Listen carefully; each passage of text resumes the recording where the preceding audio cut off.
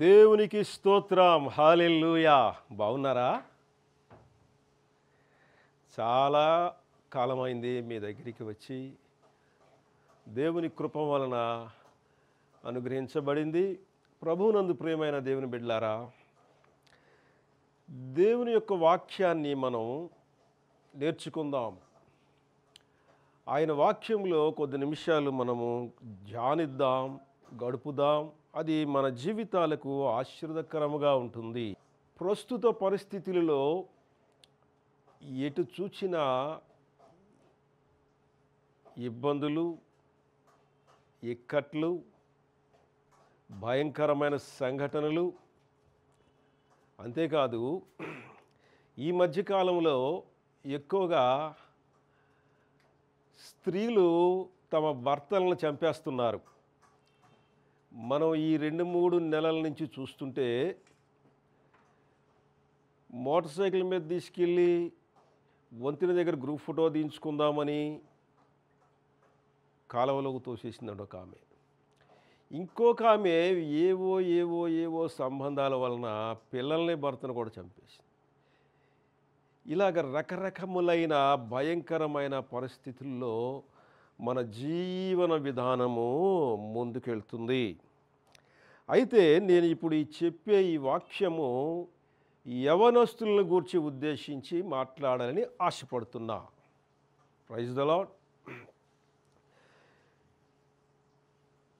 ఈ వాక్యము ఏంటనగా అంశము ఉపదేశము వినాలంట. మనం ఏం వినాలి? ఉపదేశాన్ని వినాలి. ఉపదేశించువారు ఉపదేశించుచుండగా వినువారు తమ చెవులను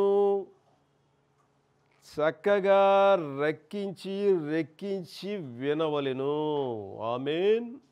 అందరూ దేవుని స్తోత్రం చెప్పండి. హల్లెలూయా. ఉపదేశాన్ని వినాలి. కాగా వినుట వలన విశ్వాసము కలుగును. కాగా వినుట వలన విశ్వాసము కలుగుతుంది. ఏ మాట విన్నా కానీ. ఉదాహరణకి చెన్నైలోని పాండి బజార్లో నానో కారు షోరూమ్ పెట్టారు. కొత్త కార్లు 50,000కే ఇచ్చేస్తున్నారని చెప్పారనుకోండి. ఆ మాట ఈ నోట, ఆ మాట ఈ చెవిన, ఆ చెవిన పడి చెన్నైలో 50,000కే కొత్త కార్లంట. చెన్నైలో 50,000కే కొత్త కార్లంట. అది చూచింది లేదు, కొన్నవారు లేరు, అమ్మినవారు అసలే లేరు. 50,000కి కొత్త కార్లు. అలాగే విజయవాడ బిసెంట్ రోడ్లో 100 రూపాయలకి 5 పట్టు చీరలు ఇస్తున్నారంట అనే నానుడి ప్రజల్లోకి వెళ్ళిందనుకోండి. బిసెంట్ రోడ్డు, విజయవాడలో ఉన్న బిసెంట్ రోడ్లో 100 రూపాయలకి 5 చీరలంట అని బస్సులు, రైళ్ళు, విమానాలు, మోటార్ సైకిళ్ళు, కార్లు అన్నీ విజయవాడ రోడ్ల మీదకి వచ్చేస్తాయి పరిసర ప్రాంతాల నుంచి. ఎందుకని? 100 రూపాయలు పెట్టి కొనేసుకొని కారు డిక్కీలు వేసుకెళ్ళిపోదాం. కానీ విజయవాడలో అలా అమ్మినోళ్ళు ఉండరు, కొనేవాళ్ళు ఉండరు. ఒకవేళ అమ్మితే కొనొచ్చేమో కానీ అమ్మిన వాళ్ళు ఉండరు. ఇవన్నీ పుకార్లు అంటారు. కనుక వినుట వలన ఏం కలుగుతుంది? విశ్వాసం కలుగుతుంది. కానీ అపోస్తులుడైన పౌలు గారు ఏం చెప్తున్నాడంటే, కాగా రోమిలికి రాసిన పత్రిక 10వ అధ్యాయము 17వ వచనంలో ఉంటుంది. కాగా వినుట వలన విశ్వాసము కలుగును. వినుట దేవుని గూర్చిన మాట, క్రీస్తుని గూర్చిన మాట వలన మాత్రమే ఇది సాధ్యం. ఆమేన్. క్రీస్తుని గూర్చిన మాట వినాలి ప్రస్తుత పరిస్థితుల్లో ఉన్న యవనస్తులు. ఈనాడు ప్రస్తుత పరిస్థితుల్లో ప్రతి యవనస్తుడు అనగా కొంతమంది ఒక అభిమాన హీరోని పెట్టేసుకుంటున్నారు. ఆ అభిమాన హీరోకి ఇంట్లో డబ్బులు ఉన్నా లేకపోయినా ఏదో ఒకటి తాకడ పెట్టో అమ్మేసో తీసుకెళ్ళి బ్యానర్లో పూలదండలు. ఈ విధమైనటువంటి విధానంలో కొంతమంది ఉంటే, మరికొంతమంది చదువులను పక్కన పెట్టేసి ఆకతాయిలుగా మారిపోతున్నారు. ఇంకొంతమంది మత్తు పదార్థములు, డ్రగ్స్. చూసారా? ఎక్కడ చూసినా వార్తల్లో ఇవే, పేపర్లో ఇవే, రేడియోల్లో ఇవే, టీవీల్లో ఇదే ఇదే ఇదే ఇదే వార్తలు, ఇదే వార్తలు, ఇవే వార్తలు. 40 సంవత్సరాలకి క్రితం ఉన్న జనరేషన్కి, 20 సంవత్సరాల క్రితం ఉన్న జనరేషన్కి, ఇప్పుడున్నటువంటి జనరేషన్కి ఎన్నో ఎన్నో పెను మార్పులు వచ్చినాయి. కింగ్ ఆఫ్ సాల్మన్ పరమగీతములు, సామెతలు, కీర్తనల గ్రంథంలో కొన్ని, ప్రసంగి గ్రంథము వ్రాసినటువంటి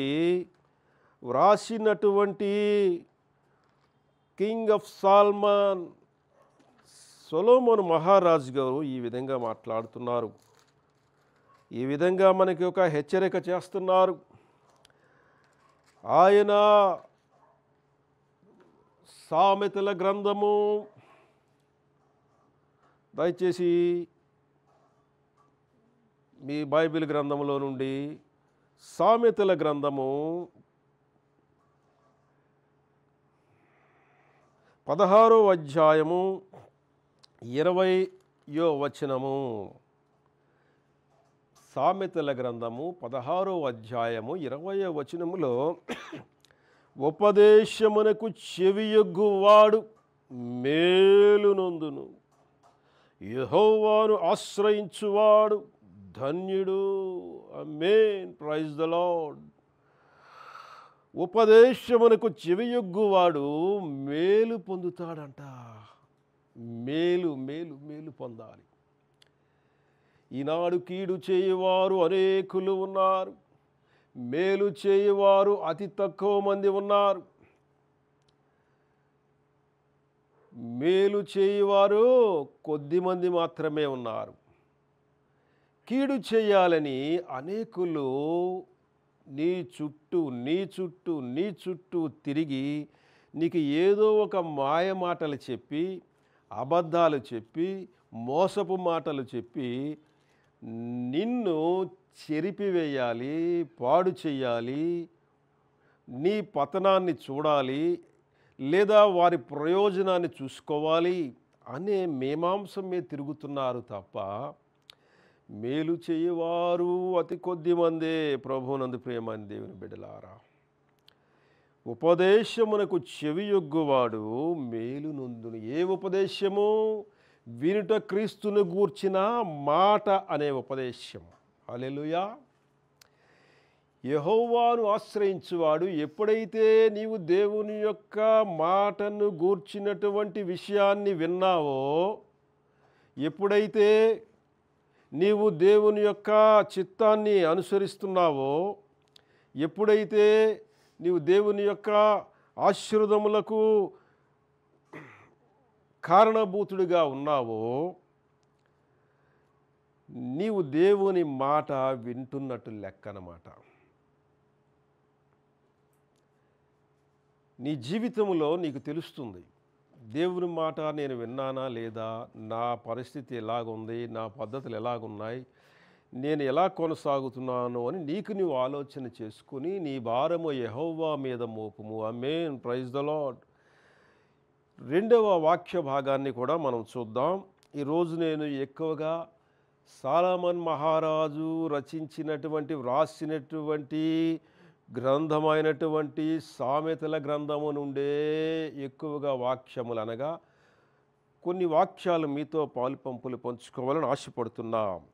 సామెతల గ్రంథము 28వ అధ్యాయము 7వ వచనాన్ని కూడా మనం చూద్దాం. 28వ అధ్యాయము 7వ వచనము. ఉపదేశమును అంగీకరించు కుమారుడు బుద్ధి గలవాడు,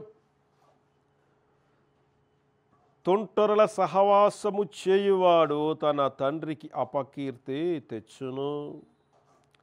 అయితే ఇక్కడ మీరు ఒక మాటను అడగవచ్చు, ప్రశ్న, అయ్యా కుమారుడేనంట కదా, మరి కుమార్తెల సంగతి ఏంటి అంటే,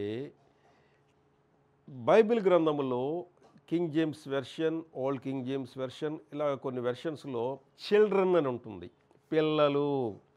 there is no daughter and son, only they are called children. కనుక ఈ వాక్యము ఆడపిల్లలకు కూడా వర్తిస్తుంది, జాగ్రత్త. ఆడపిల్లలకి కూడా, ఎందుకనగా ఈ మధ్య కాలంలో చూడండి,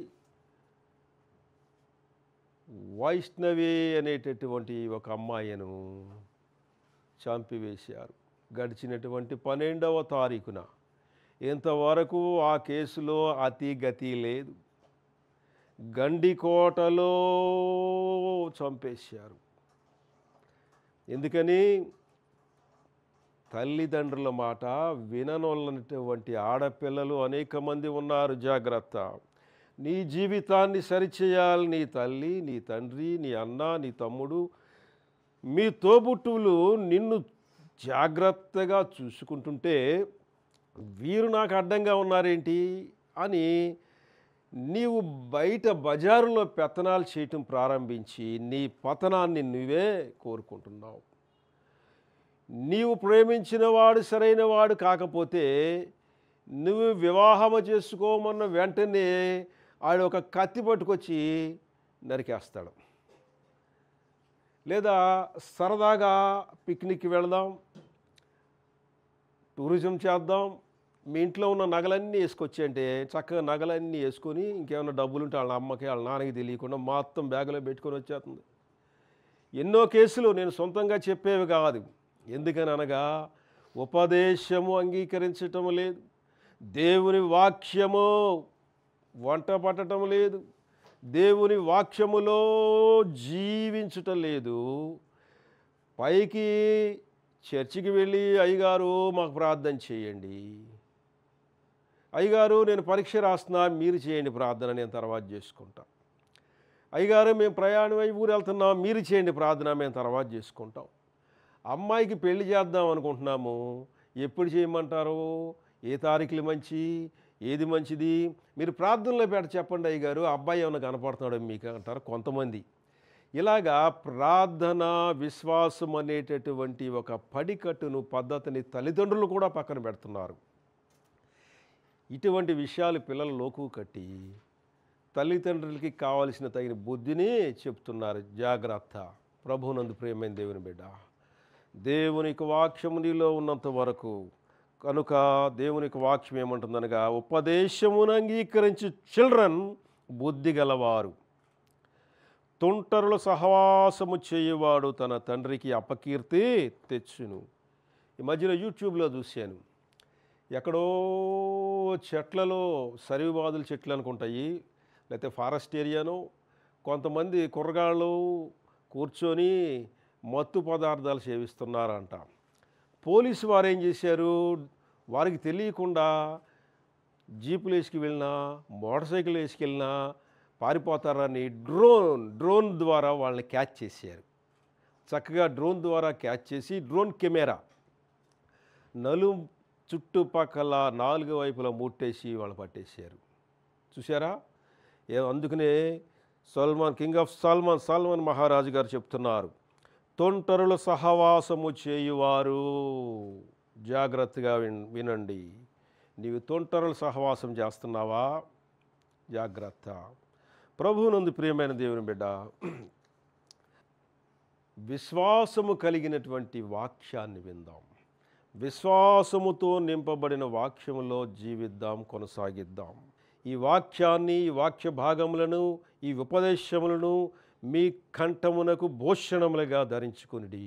అప్పుడు అవి మిమ్మల్ని కాపాడి దీవించి ఆశీర్వించబడుదురు. మీరు వాక్యమును దేవుడు దీవించి ఆశీర్వించును గాక. ప్రభువునందు ప్రియమైన దేవుని బిడ్డలారా, దేవుని చిత్తం అయితే మరొకసారి కలుసుకుందాం. చిన్న ప్రార్థన. స్తోత్రముల తండ్రి, పరిశుద్ధుడ, కృప కలిగిన రాజా, నీ చిత్తములో విత్తబడిన వాక్యము దీవించి వినిన బిడ్డలందరి జీవితాలలో నూతనమైన ఆశీర్వాదములు దాయిత్యమని యేసయ్య నామం అడిగి వేడుకొనుచున్నాము తండ్రి. ఆమేన్. ఆమేన్. వందనాలండి.